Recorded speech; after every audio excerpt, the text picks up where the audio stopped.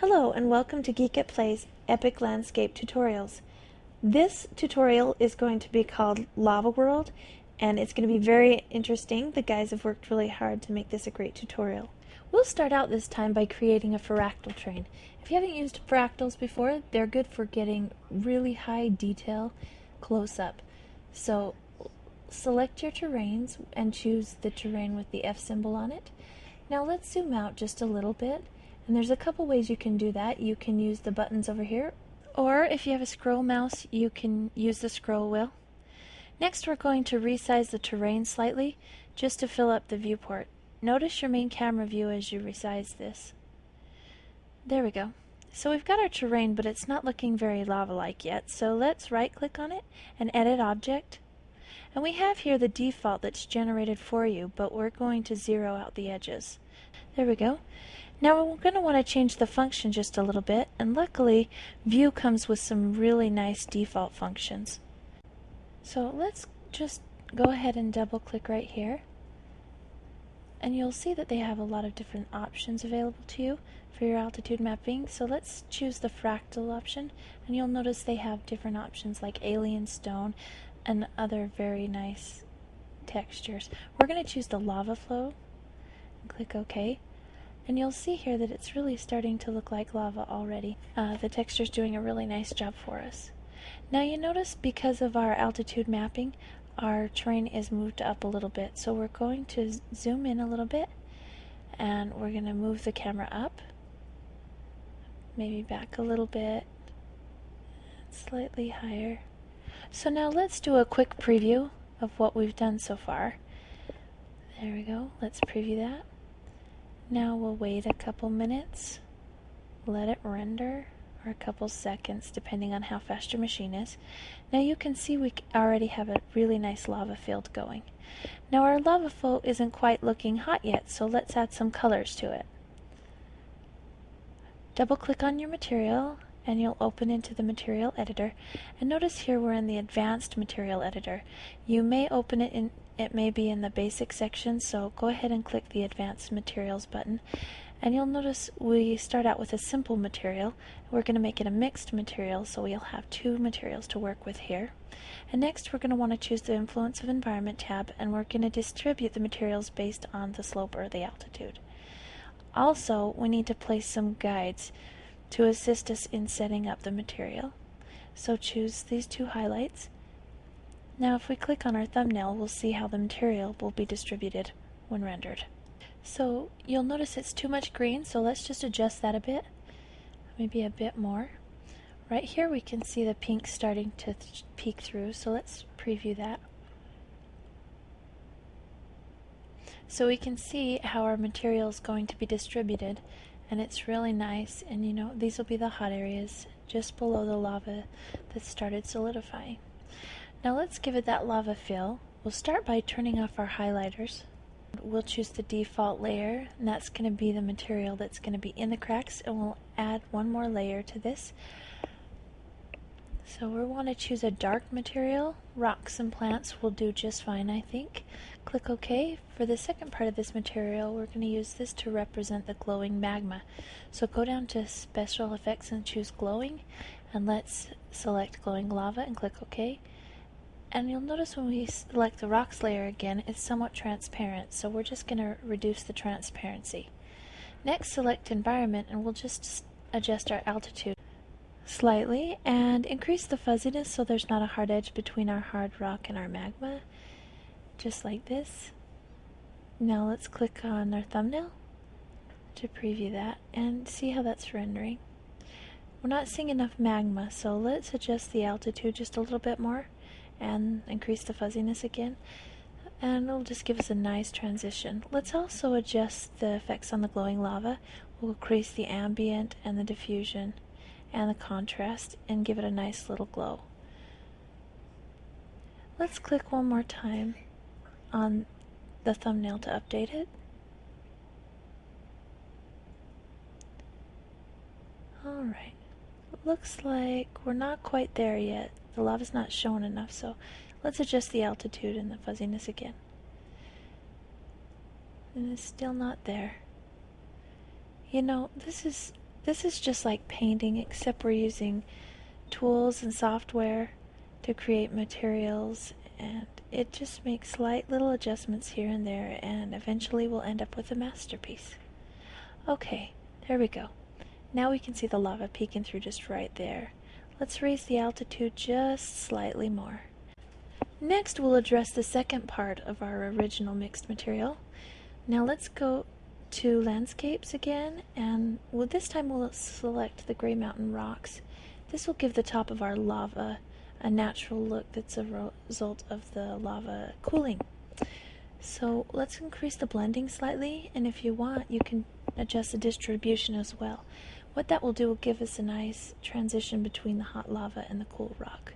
To do this, we can change functions or just double click, and we'll go to our basic and choose a smooth noise. Okay, and you can see how this gives us a nice mottled edge, blending the two layers together. So click OK, and let's do a quick render and see how that's coming along. There we go. It's starting to look a lot more like lava. We have a little burning over here, and one thing we may want to do is reduce the scale just a bit, because it comes in a little bit closer to us. So we want to give it a little more detail up close. Also, another thing we might want to do is change this to widescreen. I think this is going to make the shot a lot nicer. And we'll also just adjust our camera a bit, just slightly increasing the angle.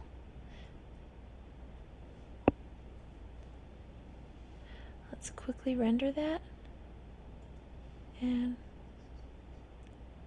I think this is starting to look really nice. We even have a little vegetation growing on top of our lava there. Okay, so now that our lava is good, now we're going to start creating the rest of our scene. Let's move this down, and over here we're going to add a couple large terrains. We won't use fractals for this. Fractals are very nice for detailed oriented work, but they take a lot more time to render, so you're really going to suffer there if you start using them for everything. So we'll use a regular terrain this time. We'll resize that and reposition and scale that up and make it a little taller. We want these mountains to be big. Okay, that's one. Now let's add a second. We'll drag this over, drag him in the front. Okay, and we'll make it a little taller. And maybe this is the volcano that started the whole thing. Okay, and let's add one more volcano over here. And let's make him a little bit taller. And don't worry too much if your mountains aren't exactly like these. That's the nice thing about View, is that it creates variety. I'm going to make this one a little bit bigger, move him back and give him some distance and create some depth here. Let's also resize this one a little bit down. Okay. Very nice. To finish off these mountains, we're going to add a material, so just select by holding down Shift and selecting all of them, and let's load a material. I think Gray Mountain Rocks will do, so we'll select that. We also wanted to change the effects mapping to Object Standard. Now, most view scenes aren't complete without some sort of foliage, so we're going to zoom into our procedural terrain. And I don't want to put them everywhere, I just want them in specific locations. So to do this, double click on your material, and we're going to add another layer, and we're going to select the top default node and change that to an ecosystem, and that'll add an additional ecosystem for us, and it will allow us to add plants. And let's choose the coconut tree. Click OK. And let's add one more plant. This time, let's add a plum tree. This time, though, instead of using populate as we normally would, we'll use paint. So click on paint. And this opens our paint dialog. And we're going to choose brush and adjust the brush radius and make it a little bit bigger. And let's paint a couple trees in here. And that's a little bit too many trees, so let's adjust the flow. Scale it down a little bit. That's better. Little tree here, a little bit there. Have some fun with it and It's all up to you. A couple trees over here. Okay, now at this point we'll probably want to do a quick render. See how our landscape's coming along. So you see here that the trees we've created are kind of the survivors that have overcome and survived this main lava flow that's devastated the rest of the landscape. Now it's almost ready to start showing your friends, but there's a couple more things we'd want to do to make it more realistic. Let's start by adding some clouds. And let's select, how about fuzzy cumulus? That'll work. Now let's zoom out just a little bit because our clouds are way in the background here. And we'll move those forward. Zoom closer in. And we'll probably want to scale them down just a bit. Okay. And we'll move them over. Squash them just a little bit. There we go. And move them up so they're actually affecting our scene. And what I'm actually doing here is creating some fog that is going to be hanging on this landscape. Maybe it's steam, or maybe it just rained and there's steam coming up the lava. Also, you might want to make some slight adjustments. Pay close attention to what's happening over in your thumbnail and give that a click every once in a while so you can see how these changes you're making are going to affect your landscape. Alright, now let's open this material and let's just reduce the overall influence of the clouds in this scene, just so they're a little lighter, fluffier, not so heavy. Let's increase the details a little bit and the roughness. Okay, I think that's good. At this point, let's play with the position of the clouds a little bit. And I think, there we go. And let's preview. Alright. And you see now that we have some smoke in our scene, it almost looks like smoke. It could be some trees smoldering from the lava. And you know, the steam coming up off the lava. It's starting to look really good. Now I'm really getting excited about this picture. You're really getting a feel for what it would be like to be there. You can almost feel the heat. And we're just going to reposition our clouds here for a minute. We're going to try to bring this part of the picture out here. Also, another interesting thing we can do here is let's slightly tilt the camera up just a little bit and give ourselves a little bit more sky to work with. And let's go up here and we're going to load an atmosphere. Alright, and for this atmosphere, I think we want to choose something a little bit darker, maybe overcast a little bit. Let's see, let's try this. Okay, let's try that. And let's look at our thumbnail when it updates. Okay, there we go. Now, maybe we'll want to try something with a little bit more contrast. Let's choose Bisbee. Click OK.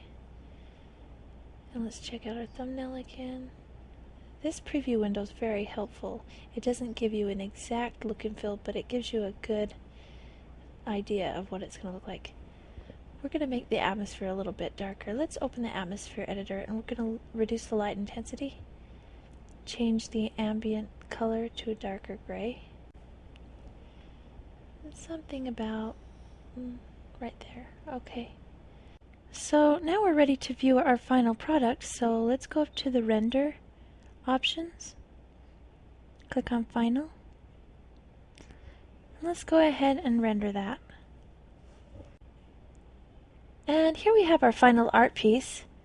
And I really like this art piece. It says to me that even though there are disasters in the world, there are survivors.